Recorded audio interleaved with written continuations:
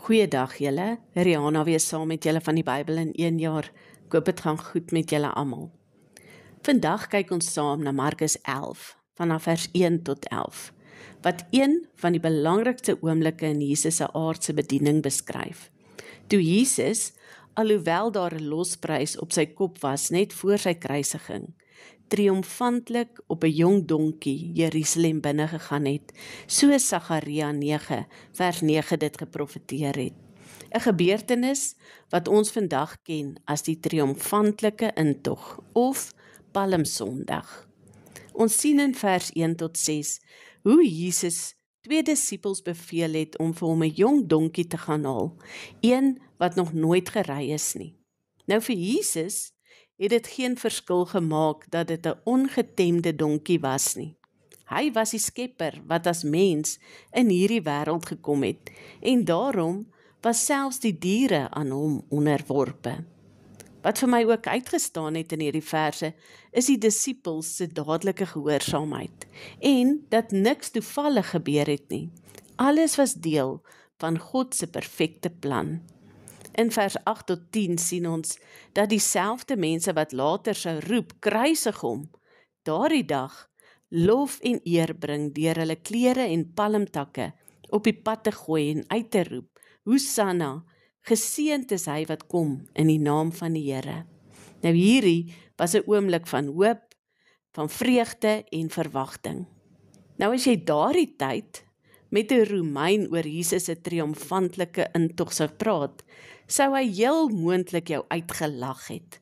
Vir hom het 'n triomfantelike intog verwys na 'n eerbewys wat aan 'n Romeinse generaal gegee is, na 'n volkome en beslissende oorwinning, waarin hy minstens 5000 vyhandige soldate verslaan het. Nou wanneer daardie generaal na Rome teruggekeer het, is daar 'n groot optog gehou. Eers het die byt wat van die vyande geneem is deur die strate gegaan, dan die gevangenisse. Daarna het sy leer een eenheid na die ander verbygemasseer. En dan laastens het die generaal self in 'n goue strydwa gekom, getrek deur pragtige perde. Priesters het vir hom wierook gebrand, en die skares het sy naam uitgeroep en hom geprys. Dit was 'n triomfantelike intog, nie 'n Galileër wat op 'n paar klere op 'n donkie Jerusalem inkom nie. Nou Jesus het doelbewus besluit om Jerusalem op 'n jong donkie binne te gaan. Hy het nie 'n strydperd, 'n myl of 'n koets of te voet gekom nie, maar 'n donkie wat 'n simbool van vrede was.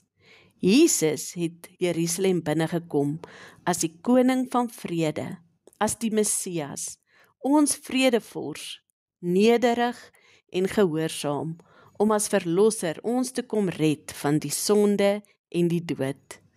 Nou hier wys Jesus vir ons dat God oorwinning behaal deur nederigheid en diensbaarheid. Jesus se triomf was nie in wapens of mag nie, maar in liefde, genade en gehoorsaamheid aan die Vader. In vers 11 lees ons dat Jesus se intog by die tempel geëindig het, en hoe hy toe in die tempel ingegaan en alles rondom hom bekyk het.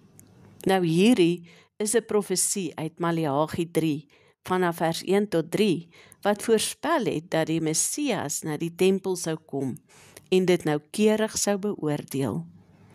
Nou hierdie gedeelte het my net weer herinner dat Jesus ons koning is. Nie een wat met mag en geweld kom nie, maar een wat in liefde ons harte wil verander, wat gekom het om ons te red van 'n ewige dood, deur vir ons as verlosser te sterf vir ons sonde.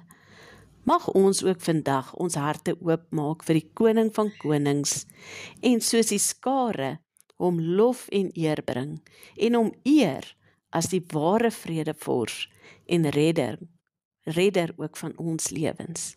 Julle met 'n mooi en geseënde dag verder hê. Totsiens.